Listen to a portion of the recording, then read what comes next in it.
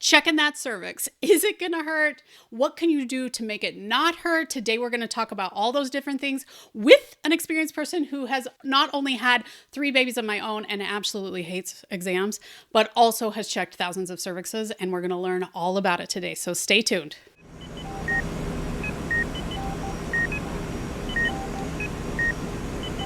Before we get going, you want to make sure that you've learned this from an expert. I see a lot of doulas talking about cervical exams, and a doula actually should absolutely never be doing a cervical exam. So make sure that you're learning about this from somebody who's done a lot of different ones, seen a lot of different patients manage cervical exams, so that you can really make it work for you and your pregnancy. In case we haven't met yet, hello, I'm Hillary. I'm the pregnancy nurse. I've been a nurse since 1997. I have 20 years of labor and delivery experience.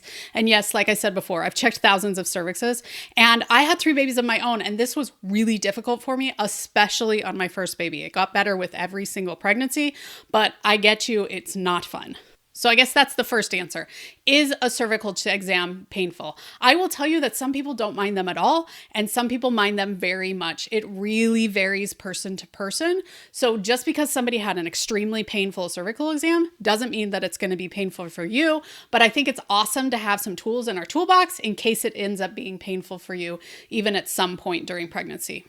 And one pro tip, I actually found cervical exams much more painful early in pregnancy than I did in labor. I don't know if that's because I had contraction pain in addition, but also your uterus sort of tips forward and makes it easier for us to check you later in pregnancy, so we're not having to reach as far back. Because some people, when you're going to check the cervix, if you really need to know what it is, I feel like I could also do a tonsil culture at the same time because you are reaching back there. It's not fun for everybody. Most often, it's not that important to know what your cervix is if you're reaching that hard, but sometimes it is.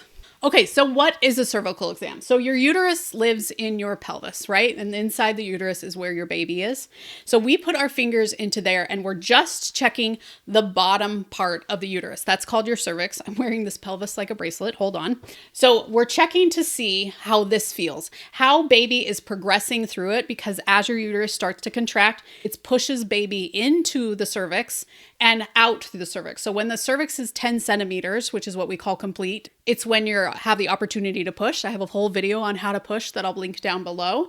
That means the cervix is entirely gone from the baby's head and the baby's head is outside of the uterus.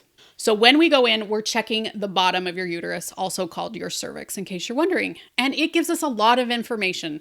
I know there's people out there who say you never need a cervical exam, but as an experienced practitioner, let me tell you that there is a lot I learn about your labor and your progress by checking your cervix. More than I could learn from that weird purple line, which I'm not going to go into. If you want a video about the purple line, I'll do one. Tell me down below. But cervical exams are an important tool. Do we overuse them at the hospital? Sometimes.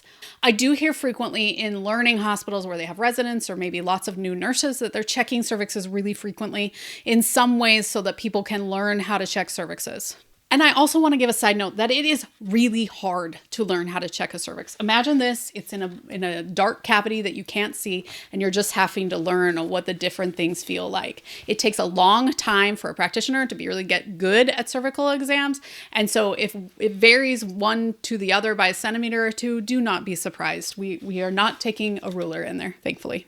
But back to us doing exams too frequently, I do think sometimes it's more frequent than it should be. I think the best question to ask is how it will change your plan of care. So if you come into the hospital, we're not sure if you're in active labor, a cervical exam can really help us to know if this is the best spot for you, or sometimes it might be something else. Some people come in thinking they're in labor. We find that their cervix is closed, thick, and high, see that they're not really contracting, and then we realize it's actually a bladder infection. So the cervical exam, again, is a tool in our toolbox to help us know how to best take care of you. So make sure that you're seeing how your plan of care will change. Sometimes they're just checking to see how things are going, and if you'd prefer that they don't, then you can let them know that. I will say that there are a good number of people who want to know what their cervical exam is very, very frequently, like the hour people. And so we sort of have to mitigate that. There is a chance of infection once your water's broken. Try to decide which works for you. So how do you make cervical exams less painful? Great question, because if cervical exams are a tool in our toolbox, you need your toolbox to be able to manage them. First off, you gotta relax. A lot of times we used to call it the chandelier reflex. So we would go to check your cervix and your hips rise up, kind of like you're doing bridge in yoga, And that makes everything worse because it makes your pelvic floor tighten up while we're in there trying to do it versus just trying to relax, let that whole area relax as much as possible is really going to make it easier. Now, this is a great time to use your labor breathing.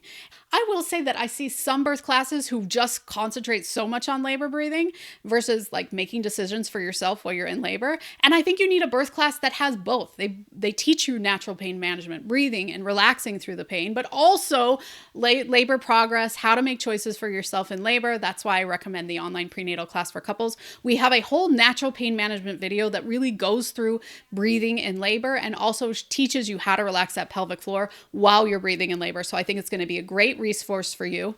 It is affordable, it is taught by an expert, and it's available 24/7. Oh, and it's meant to be done with your partner to make them not just a cheerleader, but a teammate while you're in labor. And maybe a teammate even while you're getting your cervix checked because you want them engaged in the entire process, right? One of the other things you can often do to make a cervical exam easier is not to bridge up, but put something under your bum. If your cervix is hard to reach, sometimes putting your fist under your bum cheeks and raising that up will make the cervix more attainable for us so that we're not having to reach as far back when we get your cervix. So sometimes we have them put their fist under their bottom, or sometimes we have like a bedpan or a stool that they can sit on to make it a little bit easier to reach their cervix. Okay, first off, I want to ask you, is there anything that you do during a pelvic exam that makes it more comfortable? Tell us in the comments because I found this one in my post on painful cervical exams, which I will link down below in case you want more information on this, that a lot of people say that wiggling their toes helps to make their cervical exams easier. Now, if you wiggle your toes right now, go ahead and do it. You'll realize that it's really hard to contract your pelvic floor at that same time. Plus, it gives you something else to concentrate on other than they're doing a pelvic exam right now. So I think that's a really good one, easy for all of us to do, and see if it helps you manage your pelvic exams more. Now, I'm here to say that some people have had trauma that makes cervical exams 100% worse. And the more honest you can be about it can make it better for us and to let us know what you want. Because there are some people who want me to do that cervical exam literally as fast as possible and just get it over with. And there are some people who want me to be extremely gentle, explain every step, and go through the process very slowly with them. So there's two people on each side of the spectrum. So the more information you can give me about how to make it better for you, the better off we all are. Now, I wanted to give a plug for therapy in those situations. I had a really hard time going on airplanes for a long time. My uncle died in a plane crash when I was in college, and it made my fear of flying 4,000 times worse. And so I actually went to therapy about flying. She gave me some tools to put in my toolbox to make me a better flyer because I knew that I wanted to be able to fly places with my family. And it actually helped a lot, way more than I thought that it was going to help. I am a very confident flyer now, and I don't have any issues for the most part while I'm flying, and I'm really glad that I went to therapy for it. I couldn't just rely on the airplane staff to help me. I needed to put some initiative in for myself. So if there's something about the hospital, cervical exams, birth that is really making you uncomfortable, a few sessions in therapy, honestly, guys, I just went for like a month, can really, really help because you're looking for tools in your toolbox to make this easier. Now, cervical exams is something that people talk about on their birth plan frequently, and I actually have a free birth plan that I will link down below. I think you guys will find that super helpful. But like I said, on social media, a lot of times people want you to make the choice in advance about cervical exams, when in reality, you really need to make the choice the day of or the minute of if the cervical exam is going to make a difference in your plan of care. I have a whole video all about making choices in labor that you guys are totally going to want to check out because you really need to figure out how to make the choices when the time comes because making these choices in advance really isn't going to serve you. I'm so glad that you guys were here today. I hope that these tips helped you. Again, relaxing, putting something under your bottom to maybe make it easier, and also wiggling your toes. And hopefully we get some more tips down in the comments, so be sure and check that out. I'm so glad that you're here with me at the Pregnancy Nurse. Give me a follow so I can get you prepared, not scared, for your upcoming hospital birth.